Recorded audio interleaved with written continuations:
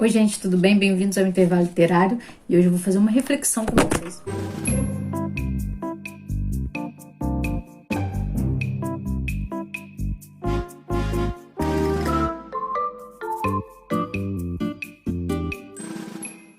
Oi, gente, bem-vindos ao Intervalo Literário e hoje eu vou fazer uma reflexão com vocês num texto da Bíblia.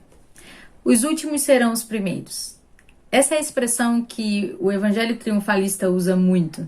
E eu acredito que várias pessoas já explicaram que não é exatamente uma vingança divina, né? Não é um chamado à vingança divina que esse texto quer dizer. E esse texto essa frase se encontra no Evangelho de Mateus, no final do capítulo 19 e também no final da parábola que está no capítulo 20 de Mateus. E para esse vídeo eu vou usar a King James, uma Bíblia imensa, né? Mas é uma edição comemorativa de 400 anos da edição e com alguns comentários muito bons em alguns versículos, na maioria dos versículos.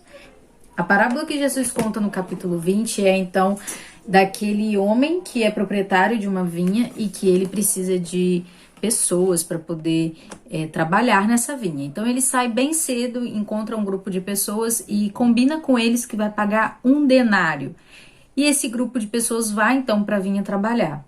E ele vai sair várias outras horas. Ele vai sair na primeira, na terceira, na sexta, na nona, vai sair na 1ª, vai sair várias vezes para poder chamar grupo de pessoas para trabalhar na vinha. Mas a questão é que essa parábola é uma resposta que Jesus dá a Pedro.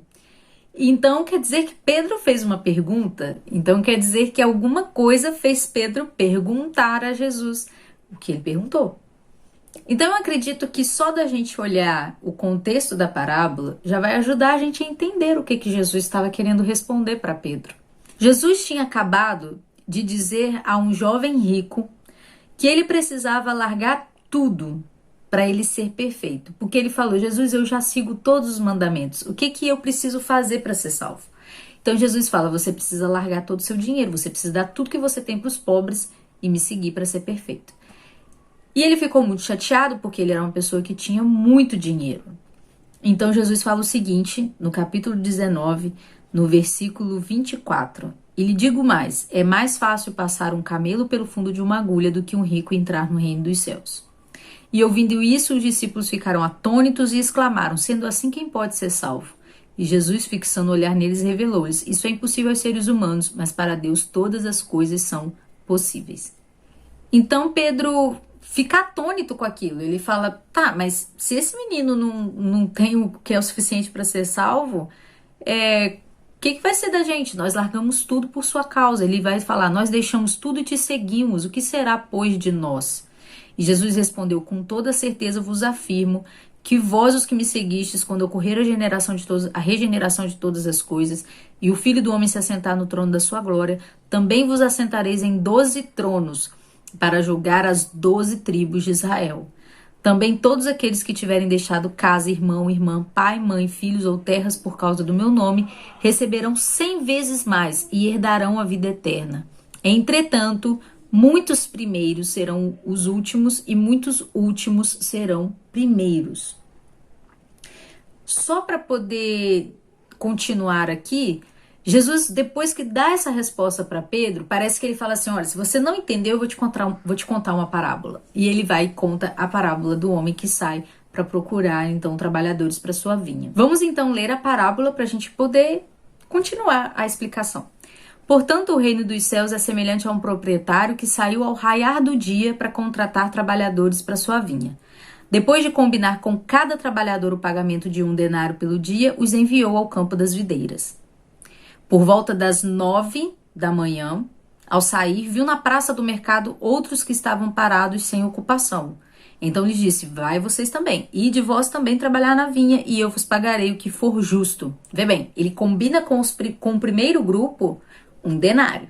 E fala para o segundo grupo: vou te pagar o que é justo. Tendo saído outras vezes, próximo do meio-dia e das 3 horas da tarde, agiu da mesma maneira. Ao sair novamente agora em torno das 5 da tarde, encontrou outros que estavam sem trabalho e indagou: por qual motivo estivestes aqui desocupados o dia todo? E lhe informaram: porque não houve alguém que nos contratasse. Então lhes falou: ide igualmente vós para o campo das videiras. Ao pôr do sol, o senhor da vinha, que aqui está com letra maiúscula, ordenou ao seu administrador: chama os trabalhadores e paga-lhes o salário, começando pelos últimos contratados e terminando nos primeiros. Chegaram os que haviam sido contratados em torno das 5 da tarde, cada um deles recebeu 1 denário. Quando vieram os que haviam sido contratados primeiro, deduziram que receberiam mais. Contudo, também estes receberam 1 denário cada um. No entanto, assim que o receberam, começaram a se queixar do proprietário da vinha, dizendo: estes últimos homens trabalharam apenas 1 hora. Apesar disso, o Senhor os igualou a nós, que suportamos o peso do trabalho e o calor do dia. Mas o dono da vinha, explicando, falou a um deles: amigo, não estou sendo injusto contigo? Não combinamos que te pagaria 1 denário pelo dia de trabalho? Sendo assim, toma o que é teu e vai-te, pois é meu desejo dar a este último tanto quanto dei a ti. Porventura não me é permitido fazer o que quero do que é meu? Ou manifestas tua inveja porque eu sou generoso? Portanto, os últimos serão primeiros, e os primeiros serão os últimos, pois muitos serão chamados, mas poucos escolhidos. Para mim, o foco aqui de Jesus é explicar como que a bondade de Deus é primordial. Na verdade, é o que vai dar salvação às pessoas. A misericórdia de Deus, a graça de Deus, é aquilo que vai fazer uma pessoa ser salva. Porque você veja bem, não importa o quanto você trabalhe, não importa exatamente o que você fez para Deus, a graça é o que te salva, porque a graça é dele, o dinheiro é do dono da vinha, e ele vai dar o quanto ele quer para quem ele quiser, certo? Existe também uma questão da comparação que Jesus faz com os 12 discípulos e as 12 tribos, porque ele vira para Pedro, antes de contar a parábola, e fala o seguinte: vocês vão sentar em 12 tronos e vão julgar as 12 tribos. Então, quando ele fala dos últimos e dos primeiros, a ligação óbvia que a gente faz é de que os últimos são os apóstolos e os gentios, e os primeiros são os judeus. Então, os judeus talvez tenham essa ideia de que eles trabalharam muito, né? Os fariseus têm essa ideia de que eles sabiam muito, então mereciam de fato a salvação. Na verdade, nós vemos os apóstolos sempre martelando isso nas cartas, né? De que os gentios e os judeus só são filhos de Deus porque creem. Aqueles que não creem não fazem parte do povo de Deus. Eu comecei lendo esse texto nesse livro aqui, que é A Meditações para a Quaresma, de São Tomás de Aquino, que foi um livrinho que eu recebi da Eclésier, e eu queria fazer então a leitura da Quaresma. Só que eu estou atrasada, porque esse livro começa no domingo da Septuagésima, que foi, no caso, 6 de fevereiro. Então eu estou atrasada alguns dias de leitura.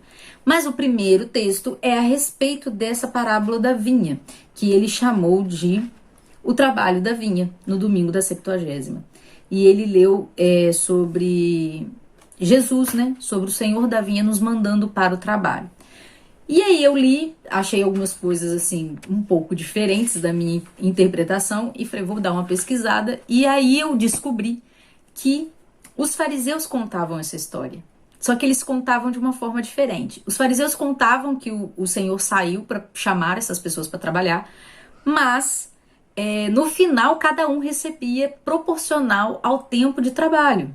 E dizia que muito trabalho recebe muita recompensa e pouco trabalho recebe pouca recompensa ou até mesmo punição.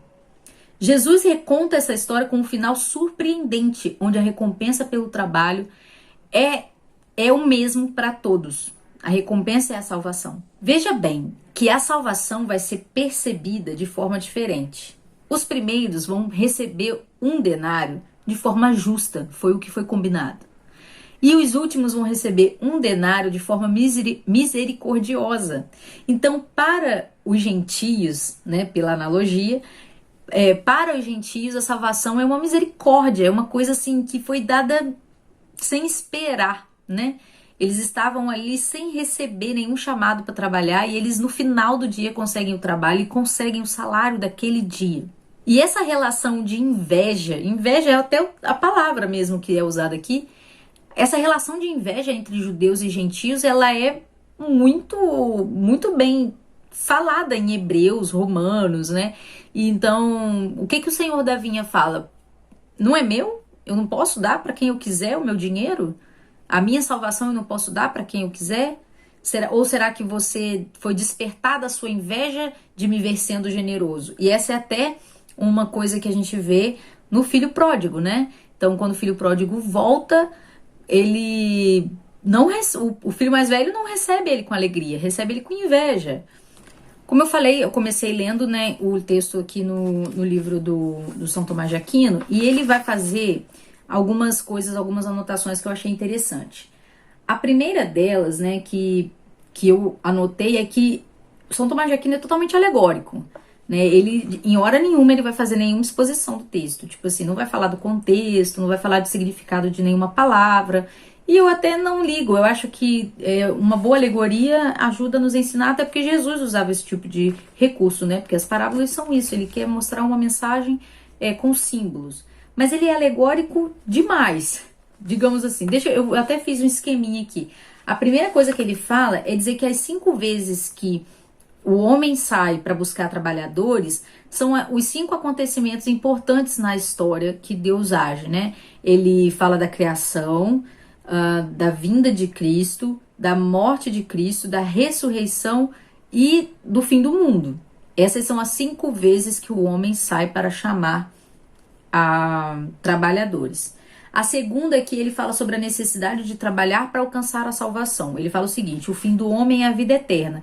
Aquele, portanto, que trabalha apropriadamente possuirá aquela vida, se não for um ocioso.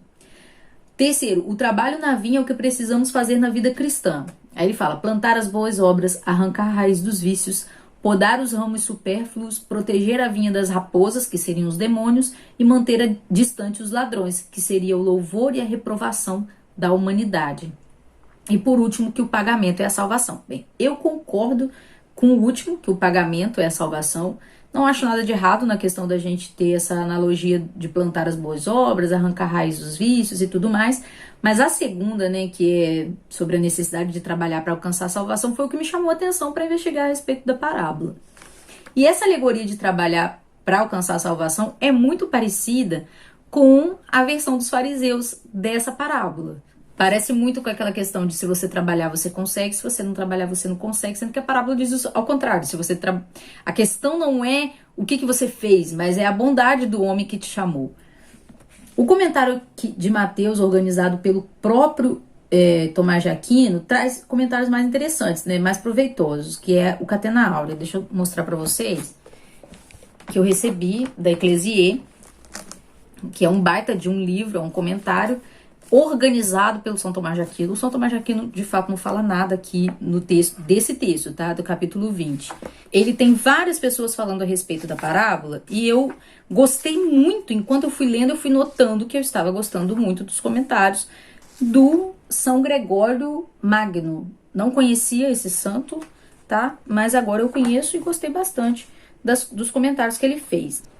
Ele ressaltou o seguinte: a chamada em tempos diferentes lembra que Deus tem chamado pessoas para o trabalho desde o princípio.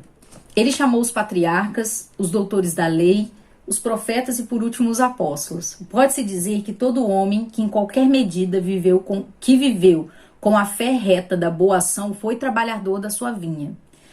E São Gregório faz uma divisão interessante. Ele vai falar: a manhã do mundo é o período entre Adão e Noé. A 3ª hora de Noé a Abraão. A 6ª hora de Abraão a Moisés. A 9ª de Moisés até a vinda do Senhor. E a 11ª hora, que seria ali 5 horas da tarde, da vinda do Senhor até o fim do mundo, onde são chamados os gentios.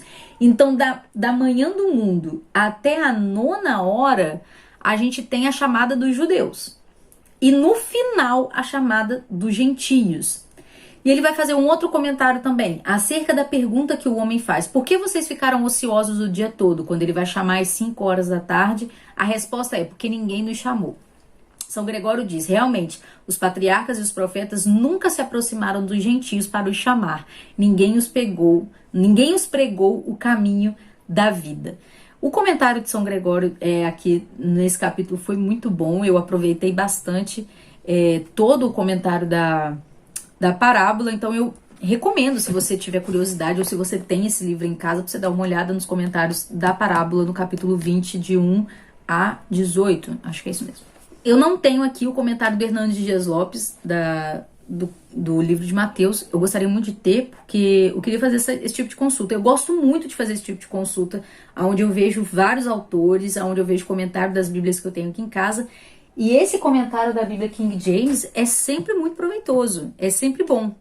Nunca li nada aqui que fosse esquisito. E fora que a leitura, né, é muito gostosa. Vocês perceberam que o texto é fluido? Eu gostei bastante. Eu espero que vocês tenham gostado desse tipo de vídeo. E a minha conclusão é que Deus é bondoso para conosco. Nós, gentios, né, nós alcançados pelo Evangelho através dos apóstolos, temos que agradecer ao Senhor porque Ele foi muito generoso em expandir a sua família para nós. E nunca nos esquecermos de que nós nunca trabalhamos o suficiente para receber a salvação. Não existe obra que receba a salvação de Deus por completo. Ele é que nos dá pela sua misericórdia, tá? Então é isso. Ficamos por aqui e vamos passar 2020 lendo.